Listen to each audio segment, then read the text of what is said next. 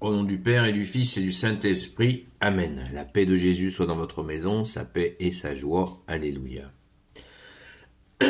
Nous lisons le Saint-Évangile selon Saint Luc, chapitre 15, versets 1 à 3, puis 11 à 32. Que ta parole, ô Jésus, rentre dans mon esprit, que ma bouche proclame ta parole et que mon cœur l'accueille. Alléluia. Nous sommes dimanche, je vous souhaite une sainte messe.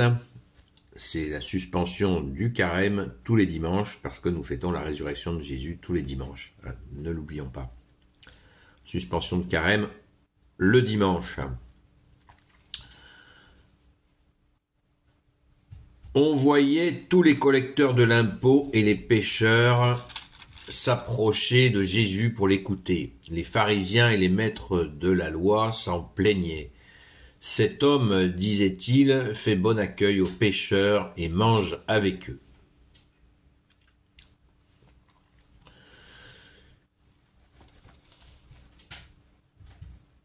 Le fils prodigue. Jésus dit encore, un homme avait 2 fils. Le plus jeune dit à son père, « Donne-moi la part du domaine qui me revient. » Et le père leur partagea son bien. Le plus jeune fils ramassa tout et partit peu après pour un pays lointain où il dépensa son héritage dans une vie de désordre. Quand il eut tout dépensé, une grande famine s'abattit sur ce pays et il commença à manquer de tout. Il alla donc se mettre au service d'un des habitants du pays qui l'envoya dans ses champs pour garder les cochons. Là, il aurait bien voulu se remplir le ventre des caroubes que mangeaient les cochons, mais à lui, personne ne lui donnait rien. Il rentra alors en lui-même. « Combien d'ouvriers de mon père, se dit-il, ont du pain plus qu'il n'en faut, et moi ici je meurs de faim. Je vais me lever, retourner vers mon père et je lui dirai, « Père, j'ai péché contre le ciel et devant toi, je ne suis plus digne d'être appelé ton fils, mais prends-moi comme l'un de tes ouvriers. » Il se mit donc en route et retourna chez son père. Quand il était encore loin, son père l'aperçut et fut pris de pitié. Il courut se jeter à son cou et l'embrassa tendrement. Le fils alors lui dit, « Père, j'ai péché contre le ciel et devant toi, je ne suis plus digne d'être appelé ton fils. » Mais le père dit à ses serviteurs, « Apportez vite la plus belle tunique et habillez-le, mettez-lui un anneau au doigt et des chaussures aux pieds. Allez chercher le veau gras et tuez-le, car il nous faut manger et faire la fête. Mon fils que voici était mort et il est revenu à la vie. Il était perdu et il est retrouvé et ils commencèrent à faire la fête. Le fils aîné était au champ, mais il finit par rentrer. Comme il approchait de la maison, il entendit la musique et les danses. Il appela l'un des garçons et lui demanda ce qui se passait. L'autre lui répondit, « C'est ton frère qui est arrivé, et ton père a tué le veau gras, car il a retrouvé en bonne santé. » Il se mit en colère comme il refusait d'entrer. Son père sortit pour l'en prier, mais il répondit à son père, « Voilà tant d'années que je te sers sans avoir jamais désobéi à un seul de tes ordres, et à moi tu ne m'as jamais donné un chevreau pour faire la fête avec mes amis. Mais lorsque revient ton fils que voilà, celui qui a mangé toute ta fortune avec les prostituées te fait tuer pour lui le veau gras. » Le père lui dit, « Toi mon enfant, tu es toujours avec moi, et tout ce qui est à moi est à toi. C'est maintenant qu'il fallait faire la fête et se réjouir, car ton frère que voilà était mort, et il est revenu à la vie. Il était perdu, et il est retrouvé. » Merci Jésus, alléluia. Eh bien, on l'a lu il n'y a pas longtemps.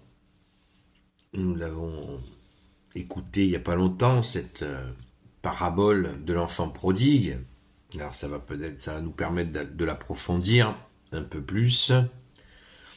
Cette image, Jésus invente une histoire pour expliquer quelque chose. Eh bien, on a l'explication déjà au début du chapitre 15, puisqu'il nous avait été dit, on l'a lu, on voyait tous les collecteurs de l'impôt et les pécheurs s'approcher de Jésus pour l'écouter. Les pharisiens et les maîtres de la loi s'en plaignent. Cet homme, disait-il, fait bon accueil aux pécheurs et mange avec eux. Tiens, tiens, tiens, tiens. Quel est le lien avec l'enfant prodigue? La brebis perdue. Et tout de suite après, verset 3, ça nous est pas dit, parce que la messe, on n'a pas le temps. Mais nous l'avons un peu, on peut le prendre. Aussi, Jésus dit-il à leur intention cette parabole. Imaginez que l'un d'entre vous possède 100 brebis, et il en a perdu une. Est-ce qu'il ne va pas laisser les 99 autres dans le désert et courir après celle qui s'est perdue jusqu'à ce qu'il la retrouve? Quand il l'a retrouvée, il la met tout joyeux sur ses épaules, et rentré chez lui, il rassemble amis et voisins et leur dit « Partagez ma joie, car j'ai retrouvé ma brebis perdue. » Je vous le dis, il y aura plus de joie dans le ciel pour un pécheur qui se repent que pour 99 justes qui n'ont pas besoin de se repentir. On continue. C'est pour montrer l'insistance et le contexte de la parabole de l'enfant prodigue. Si une femme a 10 pièces d'argent, qu'elle en perd une, et ne va-t-elle pas allumer une lampe, balayer la maison et chercher soigneusement jusqu'à ce qu'elle la trouve? Et quand elle l'a retrouvée, elle rassemble ses amis et voisines et leur dit « Partagez ma joie, car j'ai retrouvé la pièce que j'avais perdue. » De même, je vous le dis, on est tout joyeux chez les anges de Dieu pour un seul pécheur qui se repent. Et là vient la parole de l'enfant prodigue. Bon. Donc, vous voyez comme il faut écouter la parabole, on écoute la parabole pour elle-même, mais dans son contexte général d'enseignement, notamment du début du chapitre 15, enfin de l'entièreté même du chapitre 15, tout le chapitre 15 de Saint Luc est dédié à cela, le retour de l'enfant prodigue. Et on revient encore au début, j'insiste, on voyait tous les collecteurs de l'impôt et les pécheurs s'approcher de Jésus pour l'écouter. Les pharisiens et les maîtres de la loi s'en plaignaient. Cet homme, disait-il, fait bon accueil aux pécheurs et mange avec eux. Voilà. Donc tout est là. Tout est là. Nous avons la caste, c'est-à-dire les maîtres de la loi, les pharisiens, qui sont les tenants de la religion et qui disent, voilà, c'est nous les patrons, c'est nous qui sommes des gens bien, et Dieu ou ses envoyés doivent se tourner uniquement vers nous, qui sommes purs, qui sommes magnifiques. Et oui, mais il n'en est pas du tout de la même... le plan de Dieu n'est pas là, parce que ces autorités religieuses, pour la plupart, eh bien, se sont fichées dans un orgueil qui les conduit à donner des ordres à Dieu. Oui. Ah bon? Comment ça? Ben oui, ils disent, je respecte tous les commandements, donc Dieu, tu t'exécutes quand je te demande quelque chose.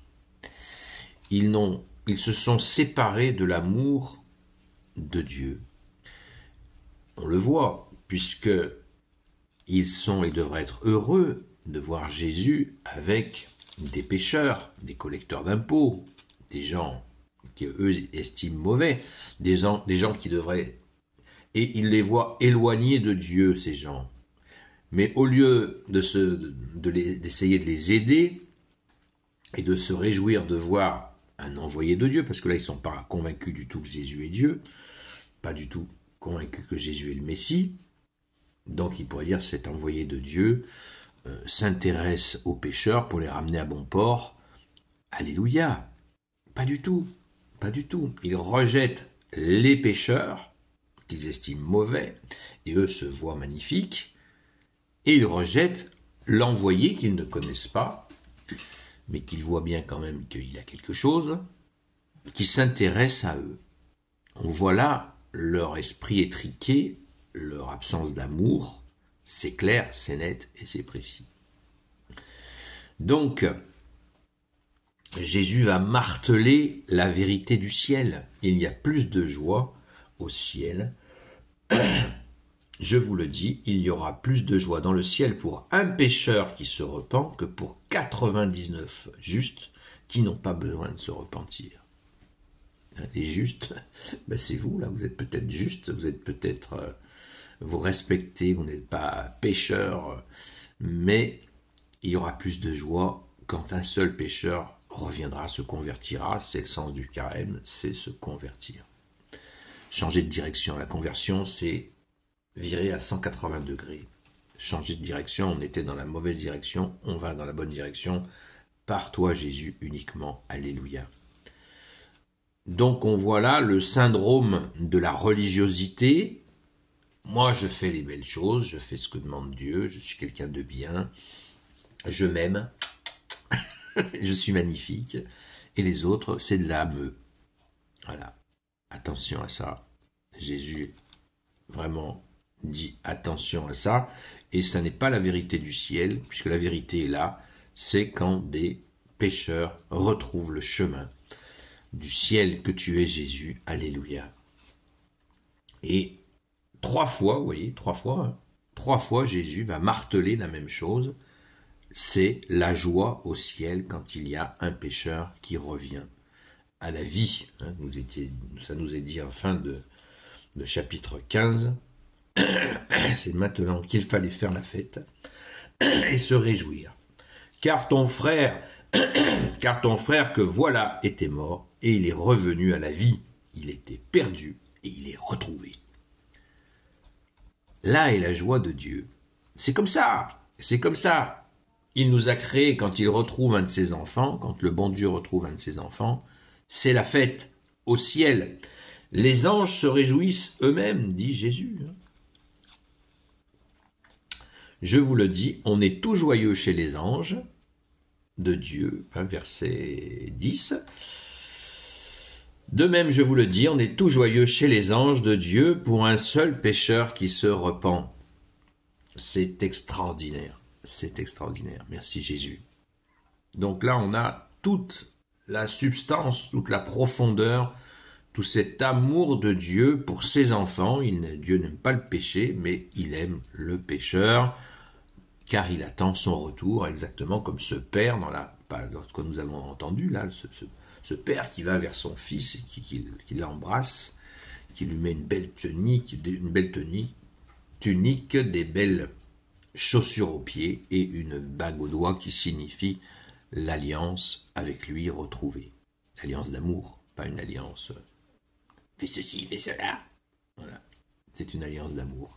Et le fils a compris qu'il s'était éloigné de la vérité, qu'il était aimé du Père et qu'il s'est perdu, voilà, en batifolant, et il a compris que son Père l'aime. Donc même dans la parole de l'enfant prodigue, on retrouve avec l'attitude du frère qui rejette son propre frère, alors qu'il devrait se réjouir lui aussi du retour de son frère s'il avait un petit peu de cœur. Pas du tout. Il a le mépris, comme ces Hébreux-là, le mépris des gens qui ne sont pas comme eux et qui rejettent. Voilà, vous avez fauté, donc c'est la double peine. Celui qui a fauté s'est trompé, donc c'est déjà douloureux pour lui. Eh bien, au lieu de trouver une compréhension et un amour, il trouve que mépris et rejet. Eh bien, c'est pas du tout ce que nous devons faire, c'est pas du tout ce que Jésus nous incite à faire. Jésus nous dit, soyez miséricordieux comme mon Père est miséricordieux, dans une autre séquence d'évangile. Alléluia. Gloire soit au Père et au Fils et au Saint-Esprit, maintenant et toujours, et pour l'éternité. Amen. Ô Jésus, toi qui peux tout et qui portes tout, toi le Sauveur, toi l'Emmanuel, je te confie toutes celles et ceux qui regarderont cette vidéo, ainsi que leurs proches, selon ta seule volonté, ô Jésus. Sainte Marie, Reine des cieux, toi l'Immaculée Conception, toi qui écrases le serpent, toi qui es la lune sous tes pas, toi notre Mère, Notre-Dame, Saint Joseph, toi le juste et le saint, toi le sage, toi la terreur des démons, toi le saint gardien de la Sainte Église catholique apostolique. Sainte Marie-Madeleine, notre chère Sainte Patronne, et vous, tous les saints et saintes, amis de Jésus, Saint Michel Archange, Saint Gabriel Archange, Saint Raphaël Archange, et vous, tous les anges qui te servent au Jésus, dont certains sont joyeux, on l'a entendu. On est tout joyeux chez les anges de Dieu pour un seul pécheur qui se repent. Les anges se réjouissent aussi. Je vous confie toutes celles et ceux qui regarderont cette vidéo, ainsi que leurs proches, selon ta seule volonté, ô Jésus. La paix de Jésus soit dans votre maison. Sainte messe à vous. Bon dimanche et à ce soir à la grâce de Jésus. À très vite.